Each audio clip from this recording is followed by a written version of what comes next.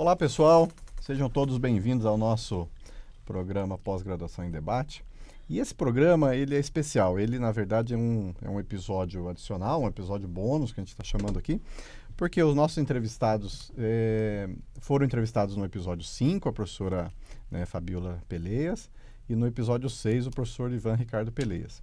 E dessas entrevistas, surgiu a ideia de fazer uma com os dois juntos, porque a gente quer abordar um assunto bem específico aqui, e então vai ser um episódio mais curto, mas faz parte da nossa playlist, e quem está assistindo ele não assistiu os outros ainda, eu convido para que assistam, principalmente o episódio 5 e 6, onde vocês vão conhecer mais dos profissionais e mais da mensagem que esses dois profissionais trouxeram para nós nesses episódios. Então, professora Fabiola e professor Ivan Peleias, muito obrigado aí por aceitar, mais um pouco de doação do tempo de vocês para a gente fazer esse episódio bônus. E a gente está chamando de episódio bônus porque ele é mais curto e traz um assunto bem específico. Como vocês conheceram já a trajetória deles, nos episódios 5 e 6, sabem que a escolha e a trajetória da carreira deles foi sendo direcionada para a área de perícia, perícia contábil, e ao longo do tempo foram desenvolvendo a estrutura do escritório deles. E aí surgiu aqui em mim algumas indagações que eu propus para que eles viessem discutir conosco. Que são assuntos relacionados principalmente ao prosseguimento, a continuidade da empresa deles de perícia, também alguns pontos ligados, e aí a gente vai abordar como um plano de sucessão no escritório de perícia, porque vocês sabem, o escritório de perícia é o nome do perito, ele constrói aquela história, a família dele constrói aquela história junto com os colaboradores, mas o perito tem que também ter a sua vida, o seu repouso, uma aposentadoria, mesmo que parcial, muitas das vezes, continua trabalhando um pouco, mas tem que viver também fora do ambiente profissional, não é só trabalho. E aí eu propus para eles, e eles aceitaram o desafio de discutir esse tema. É um tema, inclusive, um tema um pouco espinhoso, um pouco delicado, mas eles estão dispostos a contar aqui um pouco do que eles pensam sobre isso e um pouco do que eles já planejaram sobre isso. E esse é um desafio que não é só de escritórios de perícia, professores? Porque todas as empresas que têm a participação muito forte da pessoa do profissional, ele passa por essas questões de sucessão, o que vai ser a do futuro da empresa, Então, nós desafiamos eles a aceitar, e eu espero que vocês aproveitem muito essa discussão, porque talvez até estejam passando por isso ou já pensando nisso no futuro, da entidade empresarial de vocês, seja ela qual segmento for. Obviamente, nós vamos usar o exemplo aqui da perícia contábil, mas se aplica, na verdade, esse desafio e essa necessidade de pensar nisso se aplica a todas as empresas, principalmente do segmento de serviço. Então, professora Fabiola e professor Ivan, muito obrigado aí por aceitarem e doarem mais um pouco do seu tempo sobre isso. E eu gostaria de começar e o tema é bem aberto, mas falando da gestão que vocês fazem do escritório, por ser uma instituição familiar, mas que também tem os colaboradores, e inclusive os freelancers, os parceiros e tudo mais. Como que é a gestão disso? Como que é a relação familiar nesse ambiente empresarial? E daí, se vocês já quiserem emendar aí sobre os planos de sucessão, planos que tem para a continuidade da empresa, então, fiquem bem à vontade, aí como a gente vai discutir esse assunto. Muito bem. Então, em primeiro lugar, muito obrigado, professor Emerson. Muito obrigado à FECAP, é uma oportunidade desafiadora, é um prazer estar aqui, com a minha sócia e com a minha filha. Quando eu terminei o doutorado, eu tomei uma decisão estratégica de, ao ir para a academia, não me afastar da prática profissional. E, na época, eu prestava serviços de consultoria. Aí, em 2002, mudou o cenário político, mudou o presidente, o país parou. Eu encerrei meus contratos, paguei quem eu devia, mas eu não queria deixar a prática profissional. Eu lecionava numa outra instituição e eu não posso deixar de falar do Martinho Maurício Gomes de Ornelas. Ele foi a grande influência para eu vir para a perícia.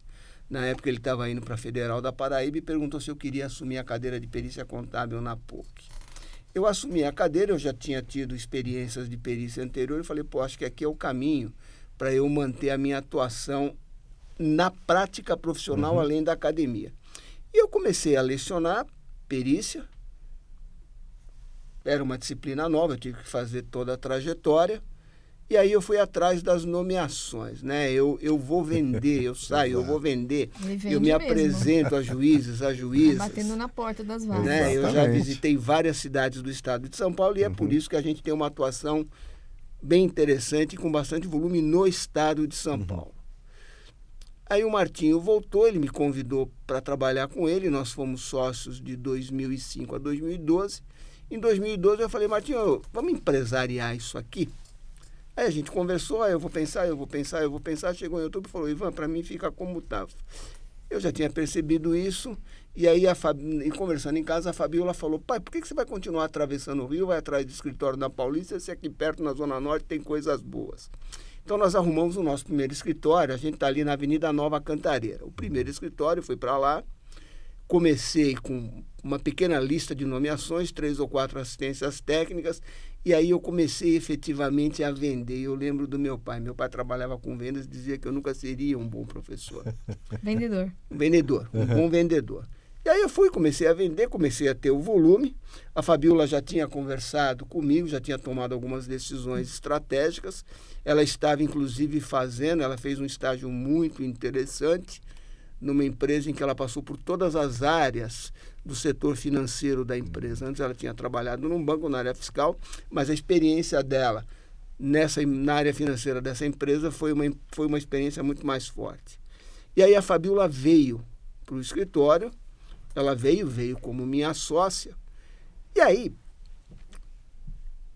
eu me lembrei, puxa vida, eu de office boy a superintendente de controle, eu fui todas as posições, eu comandei equipes em empresas, eu leciono na graduação, no pós, orientei, publico, enfim, eu tenho uma experiência grande em lidar, né, e contribuir para a formação de pessoas, e eu apliquei isso com a Fabiola trabalhando comigo. Ela fez o primeiro, o segundo, o terceiro, o quarto caso comigo, aí um belo dia eu e a Fabiola saímos a tirar cola e eu apresentei a Fabiola para juízes e juízas que me nomeiam, e a Fabiola passou a ser nomeada. E aí o escritório ganhou uma escala. Desde o começo a gente sempre teve uma assistente, a Maíra, que está conosco, ela já está conosco há 12 anos, hoje ela é a coordenadora do escritório, e ela veio, a gente começou a trabalhar, a treinar, a gente ganhou o volume, e esse processo é um processo de formação que tem em qualquer área, você tem uma curva de aprendizado. Então você tem um modus operandi de executar uma perícia. E eu treinei a Fabiola nesse modus executante. A Fabiola foi uma aluna de destaque na graduação da FECAP, foi uma aluna de destaque no mestrado, e chegou num ponto que, nesse ponto, ela ganhou autonomia. Muito bem, e aí eu também vou sendo nomeado, e é interessante que quando você faz um bom trabalho, além de você sair para vender, você tem as pessoas que percebem o seu trabalho. Sim. E nós passamos a ser procurados por escritórios de advocacia. O processo sofre uma inversão, né? Você acaba se destacando e sendo procurado. Sofre uma inversão, né? O trabalho de qualidade, ele é parte de uma boa estratégia de venda. Isso aí é fato. Isso eu percebi. E aí a Fabiola passou a ser nomeada também. Eu falei, opa, então agora é hora de eu vender um pouco mais. Aí eu fui, vendi, tive sucesso. Passamos a atuar em arbitragens também. E hoje, além do judiciário e das arbitragens, você tem as relações privadas. As pessoas procuram peritos e peritas para isso. E nós estamos num ponto no escritório que a Fabiola não é a filha do Ivan. Exatamente. Que essa é uma coisa importante. E aqui eu vou pedir licença para fazer uma analogia com Domingos da Guia e Ademir da Guia.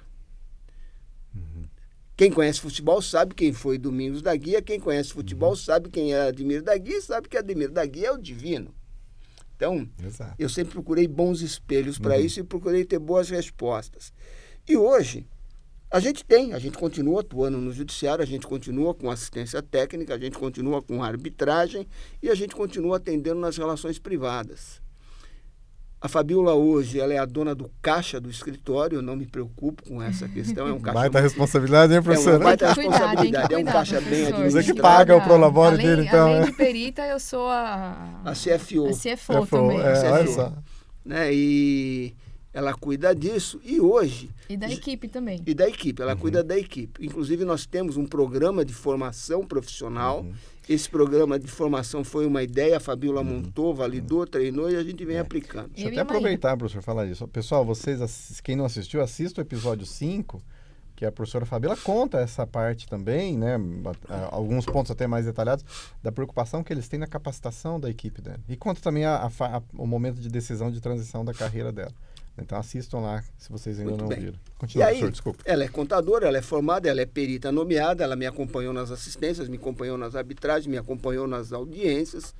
Ela sabe como eu sou, como eu atuo, às vezes até ela se preocupa um pouco. Eu falo, não se preocupa não, que quando a gente tiver que fazer valer a nossa palavra, a gente faz valer a nossa palavra. A gente brinca que ele é cachorrão às vezes. Às vezes você precisa ser mais firme, mais incisivo. Então, quando precisa de um cachorrão, eu deixo com ele. Eu fico eu fico cuidando da equipe e do dinheiro. E aí, agora, tem esse outro segmento também, que é o segmento das assistências, da tratativa com advogados e advogadas. A gente atende escritórios... Demanda bastante tempo da gente. Demanda, isso, né? E a gente atende escritórios de vários tamanhos. E tem também nas relações privadas. Então, neste momento, do ponto de vista da atividade, a Fabíola vem se dedicando a isso. E aí você delega o primeiro, delega o segundo, delega o terceiro, você olha, você observa, você amolda. E nesse ponto nós estamos relativamente tranquilos. E tem uma coisa muito bacana, que é quando um precisa dar cobertura ao outro. Nós não temos solução de continuidade no escritório. Eu trabalhei em muitas empresas, eu trabalhei com contabilidade, custo, orçamento, tenho uma experiência em contabilidade de custos muito forte, lidei muito com engenheiros de produto e processo. Eu vou pedir licença para falar de uma outra instituição na qual eu lecionei 16 anos, foi na Escola Politécnica da Universidade de São Paulo, nos MBAs para os engenheiros. Então eu conversava muito com engenheiro de produto e processo. Aí chegou uma hora, a gente com um monte de volume, eu falei, peraí, eu tenho essa experiência. Então deixa eu trazer essa experiência para cá. Então o que nós temos? Nós desenvolvemos um modelo de negócio e um modelo operacional. Então o nosso escritório ele tem processos, ele tem produtos, ele tem entregas, ele tem controles. E num trabalho que eu fiz há um tempo com o Martim Ornelas, que inclusive a gente ganhou o primeiro lugar na categoria Trabalho Técnico do Conselho Federal de Contabilidade, lá em 2012, em Belém, lá eu disse que nós éramos gestores de projetos e administradores dos nossos tempos. E efetivamente cada caso nosso é um projeto. Professor, eu me lembro desse episódio, eu estava no mestrado tendo aula acho, com o senhor. Eu me lembro dessa premiação lá no Congresso, 2012. E aí eu já vou passar a palavra para a Fabíola. E eu falei, eu preciso de alguma coisa para isso. E aí a gente foi conversar com os pares, né? Que é a estratégia do jogador de futebol que trabalha de cabeça erguida e o garçom que trabalha de cabeça erguida. Se você trabalha de cabeça erguida, você sabe onde vai estar a bola, garçom de cabeça erguida, o salão está sempre bem atendido. E vamos fazer, e vamos fazer, e vamos ver, e vamos ver. Eu tinha ideia. Aí a Fabíola resistia. Aí um dia, inclusive, ela brincou comigo. Pai, mas os outros escritórios que fizeram isso implantaram desde o começo. Aí agora eu peço para ela explicar o que foi isso aí. Conta para nós, professor. Que a gente tem. Conto, vamos lá. O que ele está falando é o seguinte. A gente chegou num momento que a gente tem mais de 200 nomeações. Tínhamos naquela época. Na época a gente tinha, agora a gente tem mais. Juntando as minhas e as dele. Fora as assistências e as arbitragens. Sim. E a gente tinha aqueles controlezinhos meio antigos, né? Caseiros ali que a gente vai uma planilhinha ali, exato. Mas aí a gente viu que não ia dar certo aquilo, que a gente perigava de começar a perder um prazo, e aí a gente não pode, porque a gente ensina para os alunos que eles têm que gerir o tempo, como é que a gente ia perder o nosso prazo? Exato. É vergonhoso.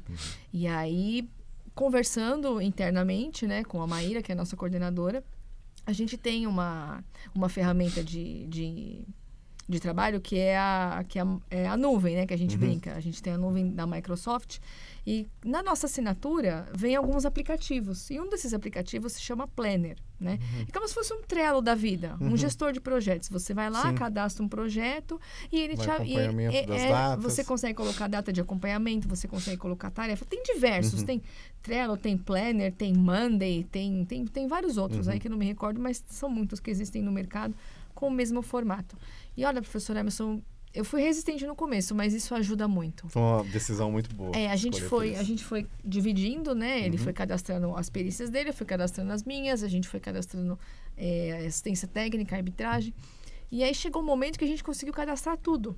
Né? A Maíra foi nos ajudando, foi ela que descobriu essa ferramenta lá dentro, né? Eu agradeço ela até hoje. E isso facilitou muito a nossa vida.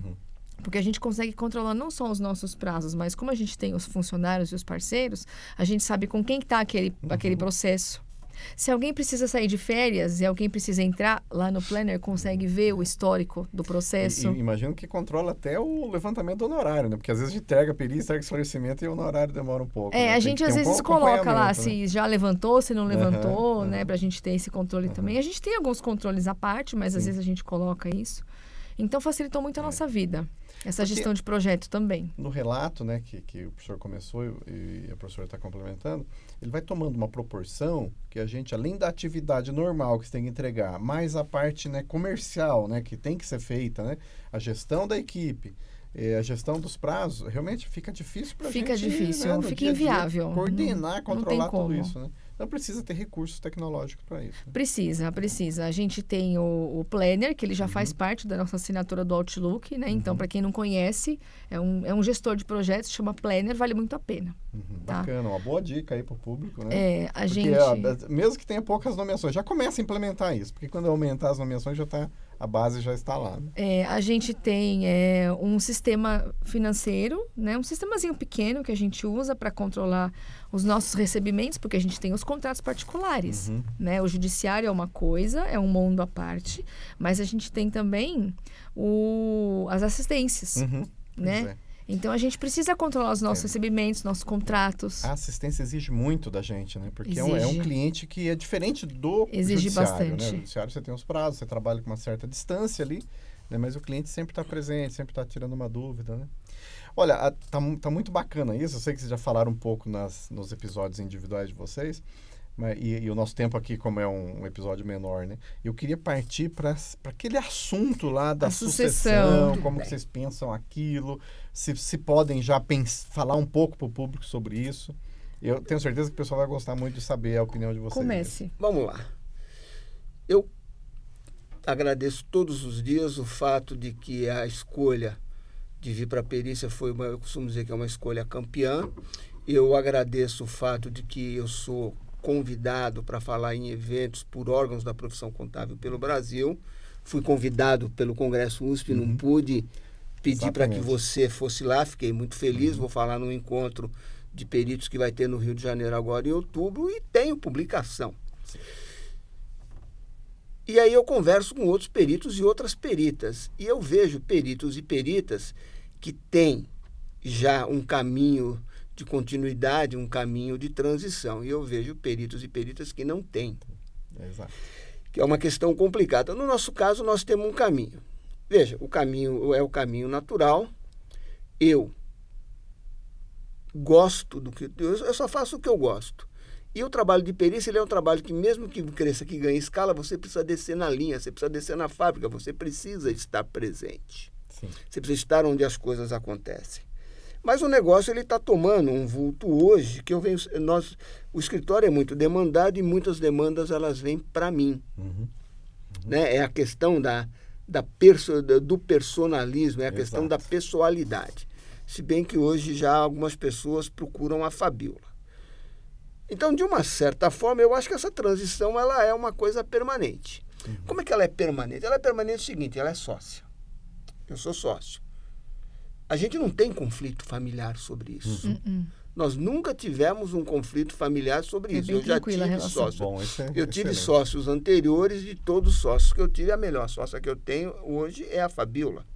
E nós estamos, inclusive, num momento que nós estamos pensando que a gente talvez precise admitir mais sócios ou mais sócias. E a gente tem candidatos e candidatas para isso. Ainda que a gente admita, mesmo admitindo, eu acho que é um caminho natural a gente admitir, até porque para um dos parceiros de trabalho, hoje eu já o estou treinando na área comercial, quando nós somos procurados para cálculos, que é um trabalho que você tem muito volume, você tem recorrência, não é um trabalho complicado, mas se você para atender todos os cálculos, você para outra coisa. Então, esse parceiro nosso, como ele tem lá, ele tem uma carteira de trabalho, ele tem um escritório de contabilidade na cidade onde ele está. Mas ele se organizou de tal forma que ele aceitou o desafio e ele vem fazendo. Né? Todos os casos a gente discute, ela tem ciência dos meus casos, eu tenho ciência dos casos dela, a gente debate questões, inclusive em alguns casos que tem que haver interpretação contratual, a Fabíola ela está usando boa parte da formação de primeira que ela teve na área das letras, a gente fez uma proposta de análise semântica e o juiz assinou, mandou fazer. Mandou fazer. O juiz mandou fazer. Isso é novidade, né? É novidade. Né? E nós temos um planejamento e controle de produção, nós temos uma linha de produção, nós temos as nossas ordens de produção, nós conhecemos. E a gente discute termos e questões estratégicas. Então, eu acho que, de uma certa forma, Emerson, veja, nós não sentamos formalmente para fazer, mas esse processo existe. Pô, e como é que você faz isso num negócio que é conhecimento aplicado, é um negócio de característica empreendedora, porque nós somos empreendedores. Né? Eu estou aqui preparado, logo eu vou vender em outras cidades. Exatamente. Eu não vou falar para onde é, porque aí eu vou estar entregando, vou estar dando pulo do gato. Essa questão é minha, essa eu não entrego. Mas eu já sei, eu vou vender. Sim. Em todos os locais que eu fui me apresentar e vender, seja sozinho, seja com a Fabiola, ou seja aproveitando finais de semana e feriado e fazendo isso, em todos os lugares a gente teve retorno. A gente é procurado por escritórios de advocacia. Nós somos procurados por pessoas físicas. Nós somos agora procurados por uma experiência, numa perícia no CARF. Puxa vida. Puxa vida, tem até lei, tem regulamento. Eu estou estudando isso e assim que terminar essa atividade eu vou conversar com a advogada que nos procurou, para que a gente possa atendê-la da melhor maneira possível. Então, na medida em que você passa tudo isso, né, na medida em que você dá essa abertura, e aí tem uma coisa importante, a gente come, bebe, dorme, descansa, tem vida. Nós temos vida. Nós temos vida e nós temos mobilidade. E moramos perto do escritório. Moramos perto do escritório. Então, ter mobilidade e morar perto do escritório é muito bom. Eu tenho um apartamento, eu vou para a praia, eu tenho uma estação de trabalho, não precisa trabalhar, eu trabalho. Sim. Quando eu vou para a praia, eu vou para a praia. Flexibilidade, né, para poder trabalhar. A Fabiola tem na casa dela, enfim, a gente sabe, a gente consegue fazer. Então, você não tem solução de continuidade. Ela tem férias que ela sai, eu tenho períodos de férias que eu saio. Nós nunca perdemos um prazo. Professor, a gente podia dizer para o público que das primeiras etapas da ideia de sucessão passa pela delegação de atividades, assim, o senhor começa a compartilhar decisões com ela. Tem uma etapa anterior. Eu me lembro que em 2010 a Fabiola falou, nós estávamos jantando, pai, mãe, cansei de fazer o que eu faço, vou fazer contábeis na FECAP e vou trabalhar com meu pai no escritório, quero ser sócia no escritório. Eu olhei para ela e falei, pô, minha filha, eu estou feliz. Eu esperava que você me dissesse isso 10 anos atrás, mas eu estou feliz. Nunca é tarde, né? Veja, eu acho que esse passo é importante. Sim. Este passo é importante. E foi um passo que partiu dela. O meu filho é de uma outra área, ele é da área de tecnologia, que é uma área que tem uma carência brutal. Ele optou por uma carreira, a esposa dele, mas eu falei para ele que se um dia ele tiver interesse, tem espaço, eu vou usar esse capital que nós temos para isso. Claro. Da mesma forma que eu fiz com a Fabiola, eu vou usar com ele, porque eu já desenvolvi o modelo, funcionou. Então, houve esse interesse. Ela veio para trabalhar, né? Quando eu digo trabalhar comigo, eu tenho minha experiência empresarial, minha experiência acadêmica e perícia. Eu preciso de gente competente, confiável e experiente. Exatamente. Né? Competência é um conjunto de fatores. Confiável, você confia. E experiente é uma pessoa que tenha vivido experiências. Como a gente tem uma visão de produto e de processo e de produto lá, é muito tranquilo. Eu sei quando eu sou nomeado, eu sei como é que eu tenho que começar uma perícia, eu tenho papéis de trabalho que me ajudam a ler o processo, eu mapeio o processo, eu tenho ficha de controle de processo, eu sei o que eu tenho que pedir para cada quesito que eu vou responder.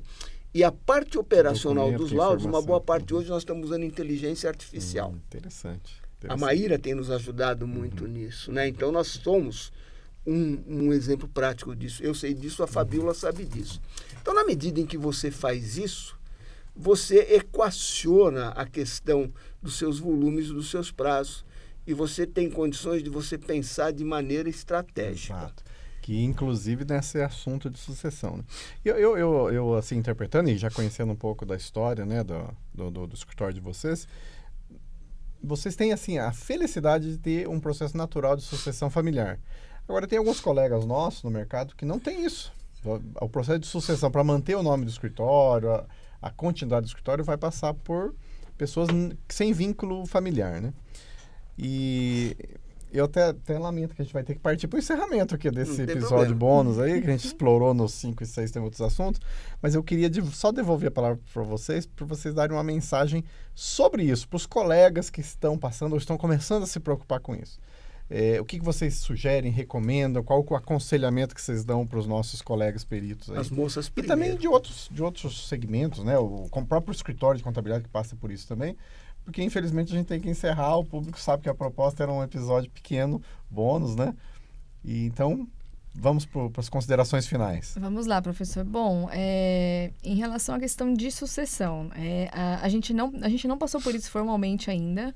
A gente não conversa especificamente sobre isso, mas a gente conversa sobre várias coisas que levam a isso, né? Como ele mesmo falou, eu e ele estamos ali todos os dias, né? A gente conhece todos os processos, a gente conhece todos os casos, a gente conhece os clientes, a gente conhece as normas, a gente está ali, entre aspas, no chão da fábrica. Então, isso faz diferença. Como a gente tem todo um processo, uma metodologia que funciona há 12 anos, né? Naturalmente vai ser por esse caminho. Claro que o mercado se moderniza. A IRP é uma empresa que acompanha a evolução do mercado, né?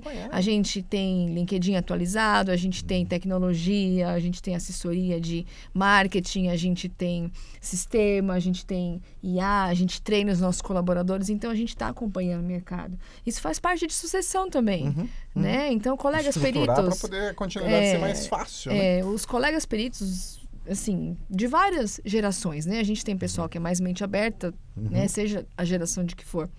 Tem que acompanhar o mercado, né? Senão a sucessão não vai acontecer. Não é só a sucessão familiar, é a sucessão do mercado em si para também, a continuidade para da a marca, continuidade né, da empresa. Então, a gente tem que estar ali, a gente tem que estar estudando sempre, né, professor? Que é o que a gente comentou no outro episódio. Estudar quais são essas tecnologias novas, né? O que está acontecendo no mercado da sua área naquele momento. Isso faz parte de sucessão também. Perfeito. Era essa a mensagem que eu queria passar. Que aproveitem bem, né, essa orientação, essa sugestão, pessoal, porque todos vão passar por isso, né? A gente não quer que o escritório de perícia, a marca que a gente construiu, né, acabe de repente ou que ela vá sumindo aos pouquinhos do mercado. Professor, agora a sua recomendação para os nossos colegas. Eu acho que o primeiro ponto a destacar é a felicidade de que no nosso escritório, ainda que a gente não tenha tratado formalmente, a gente pratica de forma estratégica a sucessão a cada dia e a cada ato. Eu quero falar um pouco de situações que eu vi de outras empresas de serviços que você não teve uma sucessão familiar e consanguínea, mas você teve uma sucessão com um terceiro. Você precisa dividir para você reinar. Exatamente. E dividir significa você dividir a sociedade, significa você dividir o conhecimento, significa você dividir a responsabilidade, a motivação, a remuneração, a premiação e a pessoa saber que ela vai ter compromisso.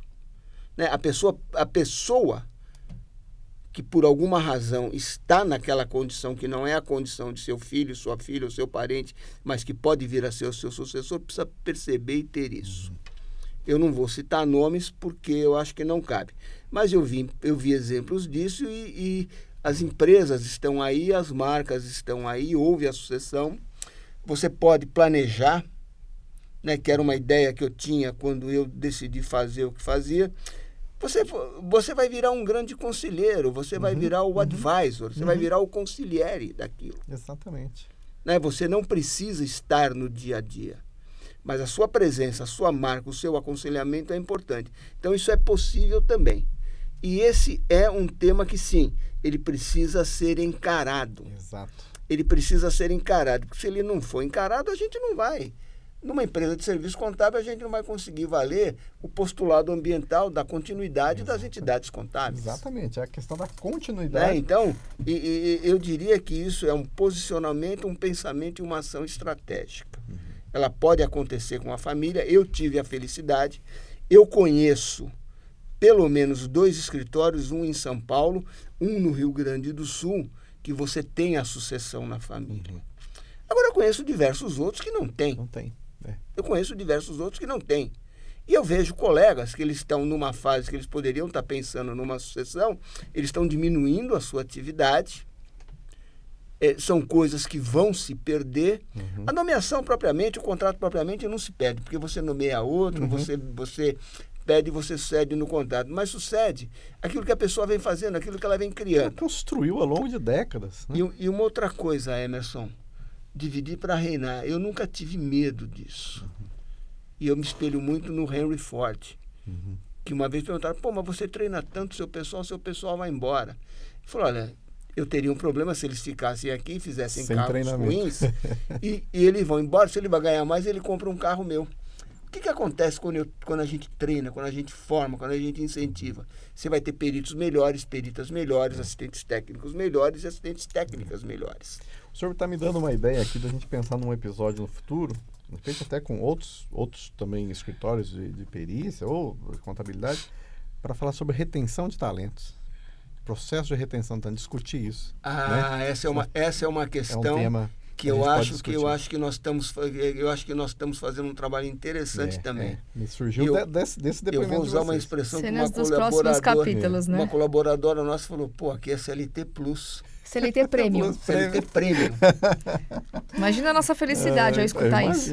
Imagino. Mas só de ter funcionários com mais de 10 anos de casa já é um sinal que tem uma política de retenção de talentos. Temos. Professor Peleias, professora Fabíola Peleias, nós infelizmente vamos ter que encerrar aqui, né? Nós temos um tempo curto para esse episódio e eu convido novamente o público, para quem não assistiu o episódio 5 e 6, também os outros, desde o episódio 1, que assistam, mas para complementar esse episódio bônus aqui, que assistam, né? Obrigatoriamente, eu vou usar a palavra assim, com a licença, o episódio 5 e 6, porque parte do que eles falaram aqui também detalharam nesses outros episódios que fizeram individualmente, tá bom? Fica esse convite para vocês. Vamos ter que encerrar, né? Então, novamente, né? Muito obrigado por vocês se disporem a falar sobre esse assunto, é um assunto delicado, nem todo mundo gosta de falar, mas que é necessário, né? Eu acho que as mentes têm que abrir para isso. É mesmo. Espero que tenha ficado uma mensagem importante aí para o público, para os nossos colegas e também profissionais de outras áreas que têm essas mesmas características e sofrem também, né, dessa preocupação com, né, o processo, né, de sucessão, seja ele familiar, que em tese é mais fácil, ou seja ele com terceiros, né? Porque a marca, a empresa continua, aí é o princípio da continuidade, né, da entidade. Muito obrigado mesmo, gostei muito, né? Em nome da FECAP, em nome do nosso programa aqui, Pós-Graduação em Debate, né? Eu fiquei muito feliz, me senti aqui, assim, privilegiado pela participação de vocês e o público eu tenho certeza também. Aproveitem esse conteúdo, pessoal. Aproveitem e divulguem. Curtam lá o nosso canal, né? E divulguem aí entre seus colegas, seus profissionais. Muito obrigado. Obrigado.